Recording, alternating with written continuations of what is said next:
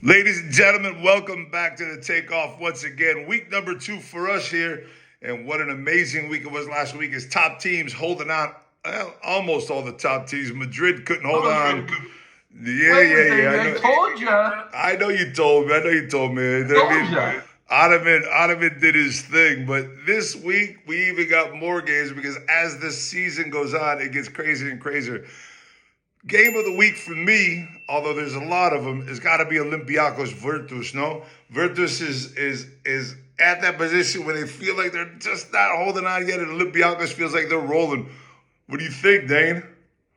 This was one of those games. Not really one of them on the schedule jumps out at you, but I think this is the game of the week when you consider the standings of both of these teams. And Olympiacos, I mean, let's not forget, this is the same team that was 2-3 seconds away from winning the EuroLeague title last year. Same team. They don't have Vasenkov or Slukas. What do you mean same team? Let me finish my point, Widget. Do they have the same team? Basically, you don't have Vasenkov. And let me do Alec Peter a favor real quick. Alec Peters, stop comparing Vasenkov and him. Keep Vasenkov's name out of your thin mouth when you talk about Alec Peters, okay? Because this is a guy who's done a really good job in erasing the memory of Olympiacos fans. So every 14 points a game, 5 rebounds. They got Nigel Williams-Goss, who, I mean, he's a EuroLeague winner. He won it as a backup point guard in Madrid. He's got that experience too.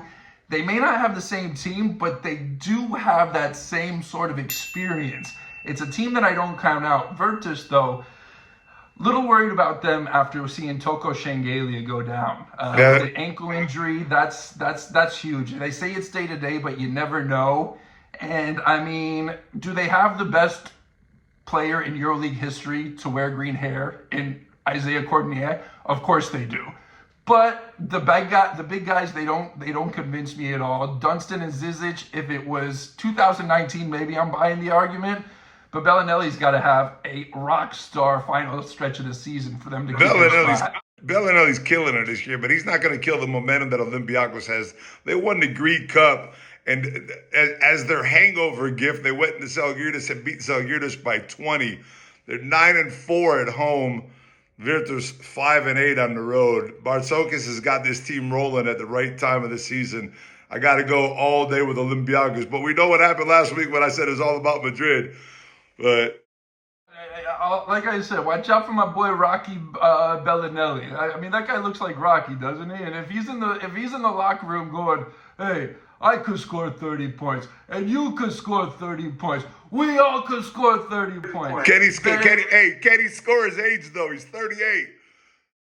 Virtus might have an actual chance. Let's move it on to the league leaders who just dropped their first home game of the season. They got Fenerbahce coming into town, an old rival in Saras Jasikevičius. Does he pull another upset at the Whizzing Center? Man, he loves to beat Madrid in Madrid. There's no doubt about it. Fener, 111 points last week against Baskonia. That was a game that they needed, and they showed up big. You know this team has scorers. They have guys that can put the ball in the basket. Catching Madrid in a moment where Barca lost last week, so Madrid still remains in that very, very comfortable position up on top of the leaderboard.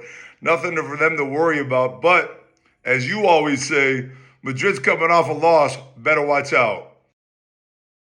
Comfortable when I talked to him in the pregame or the postgame interview after they lost to Panna. I mean, they got manhandled for the last 3 quarters of that game. But I asked him about it. I was like, is the focus the same? Is everything the same? He just came back calmly, coolly, collective, and he goes, yeah, we're going to come out. We're probably going to win the next game, so I'm not too worried about it.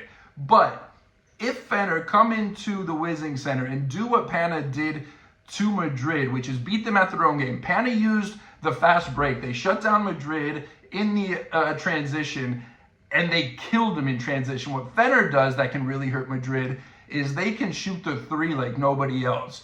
And, I mean, what is it? Let me check my notes here. 38.4%. That's second only behind Zalgiris, which Zalgiris were just teetering on the top. We'll get to them a little later. But Fener, if you watch that game, they started 8 for 8 from 3-point range last game. It was an incredible show. Now, can they keep that going 2 weeks in a row? You always say it's a game of averages, and if you have a hot game, you're prone to have one of those dip downs. But can I just say, I'm terrified to talk to Sadas again. I thought I was going to have a year off from talking to Sadas.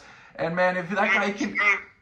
Sardas is going to rip you a new one. You better formulate the question for Sardas, because if not, he's gonna send you. He screams back at his own players after next making a basket. What's he gonna do if I ask a bad question? Sardis has always got a good answer for you. There's no doubt about it. Chus did a little bit of an Ottoman impression there. That we will win the next game. Don't worry. Hey, let's talk some of these play-in teams now. This is what I really want to tell you. Although these teams can be in the play-in, if Fenner can possibly be in the play-in without a doubt. They're so close to second and third, but they're so close to like eighth or ninth also. But Ephes Bayern is a huge contest. Ephes, this is do or die for Ephes. They had the same team they had. They don't have Ottoman. They've been through coaching changes. They've been through some struggles. Kleiber's been hurt. It hasn't been the type of season. And Bayern has won 3 of the last 4. They had a road win in there against Partizan. And the only game they lost was a 4-point game at home to Olympiacos. So Bayern is on a roll and looking to slip themselves into a little bit of play-on position. What makes this game so interesting is it's that dichotomy of a great coach, experienced coach, with not many experienced players against a team with a ton of players who have not just playoff experience, but title experience. These guys have been in big games. They've gone to titles. They've gone to championships, Final Four. They know how to handle these types of games. I want to see how Bayern conducts themselves in a big game like this. We saw what they did in Partizan. That was an incredible matchup. But for me, this is all going to come down to Tomislav Mijatovic, baby. I tried to do some research on him earlier today. He doesn't even have a Wikipedia page. It's his first year coaching. He's in an interim coach spot, but he's 4-4. He's won almost all his games at home. Dropped a 2-point loss to Monaco at home. But for me, if Ephes is going to have success in the last stretch of the season, especially against Bayern, Kleber needs to really pick it up and be that swingman, that wingman that Larkin needs, that he had so comfortably with Misic in the last few years. Clyburn, though, he's come back from injury. In round 22, he had 19 against Zalgiris and 17 against Partizan. Maybe I got that the other way around, but they lost both those games. Those were his best games almost all season. Let me tell you, so the most important thing for Bayern is they can't look ahead, although it's hard not to. They got Zalgiris at home and Valencia away after this game. They pull a win at Ephes, man. They put themselves in a really good position coming out the end of the season. One team that's not in a really good position right now is Milan. Milan coming into their game at home against Partizan. How did they lose a game against Viervan? They're in and after that, I mean, they're in a must-win position against Partizan. What's the takeoff? What's the take on this game? I mean, I just think that loss devastated Milan. I mean, it's going to hurt the locker room. They have a home game. I know they play better at home. Partizan's on a roll. Partizan, they have 4 of their last 6 games of this season after this at home. All right, that's huge for them. But hold on a second. They also have Barca next week. That home against Baskonia, Real, and Olympiacos. So it's not an easy ride at all for Partizan and Selko Obradovic. But 4 of the last 6 at home is huge for them, and they need to win games now and quickly. Milan is a game they have to win in Italy. This is a game that Zelko should be preparing like a playoff game for his guys, because going back home, knowing you got a tough slate, but I don't bet against Partizan ever when they're at home. I mean, the way Zelko shows love to their fans is just one of the coolest things ever. And obviously they correspond with showering him and the team with love. But if they want to figure out how to beat Madrid and Barca, all they have to do is ask Milan, who they're playing this week, because Milan actually beat Barca, beat Madrid. Those were their only 2 wins in the last 7 games. But I'm with you, man. I think Milan's in trouble here, and the way Partizan are playing, they let that Bayern game get away from them in the last minutes, and I don't think they do that. They come out to play. They punch Milan in the mouth early on, and they cruise to victory, I think. Yeah, what a crazy league, man. When Milan beats Barca, Madrid, and all these other teams, and then they go on the road to Virabon, such an important game. And every game matters. It talks about the pressure. When if they're out of the playoffs, that'll be the game they look back on and Yeah, say, you know what, of that's where we course. were. Let's go back and let's go talk about the playing a little bit because all these teams that we're talking about are fighting either for the playoff or for the play in one or the other. And man, I just think it's just going to be the most motivating time of the season. I think it's April 13th and April 16th, if I'm not mistaken, are going to be the games when that's all decided. But let's go over some other games here that have to do with the play, and that's really important. Monaco Crvena Zvezda. Obviously, there's a subtitle that is Monaco game. It's an important game for Crvena Zvezda. Monaco, not so much, but it's really important for Mike James, isn't it? Tell us why it's a financially important game for Mike James. Well, James flew his family out thinking he was going to break the record in Barcelona. So I'm not thinking It was a just in case. You got to be there. gotta be there, but when you don't get it, that means that's an extra week of meals and trips and all that other stuff. So if he doesn't get it back at home, then they're looking into 3 weeks out in Europe, and man, that can get awfully pricey.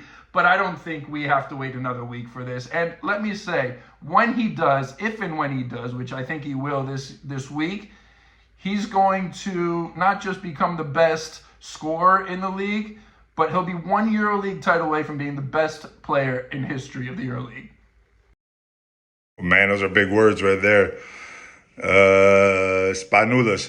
Anyways, let's move on. Maccabi Zalgiris. Let's go quick. We got to rapid fire these ones. Maccabi Zalgiris. Maccabi did what they needed to do. Zalgiris lost by 20 last week. Maccabi's been flying under the radar all season. They got one of the best backcourts in the league, and I think this is where they really show their comfort zone and lock it in.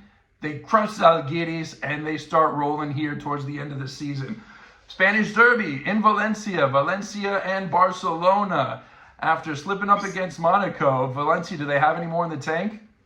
It doesn't get any easier than this. I told you last week, if they didn't win last week, Valencia I'm talking about, if they didn't win in Virtus, it was going to be a difficult road for them. I don't think they got a chance here against Barcelona. Barcelona coming off, I mean, it's a Spanish derby, so it's going to be a tight game. But Barcelona coming off that loss to Monaco, they're still fighting for position. And I think Barcelona has got this one. And now, let's talk about a letdown game. Panathinaikos Asvel.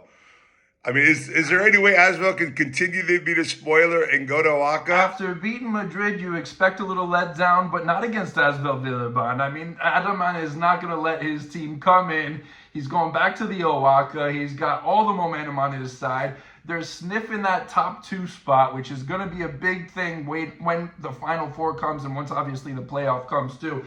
They got, for me, the best big man in the league right now, and he showed it at the Whizzing Center. Lesort is an MVP candidate, and he showed he's a realistic MVP candidate. They blow past Asvel here this week in Athens. And finally, Baskonia taking on Alba Berlin. Do they bounce back against the last place team in the league?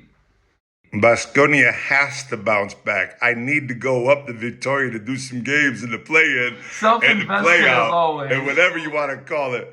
I'm looking for Baskonia to win big against Elba. They blew it last week for me against Maccabi, but I think Baskonia's got this game at home. They're going to dominate Elba. Elba is thinking about the German league. That's about it right now. Well, that's about it for us, man. And this week, you got one more last word to say? Nope. Round 28 has officially taken off, baby. Let's do it. I'll see you at the WeSync. All right. Enjoy this week of game, everybody. We'll be back next week for round 29 action.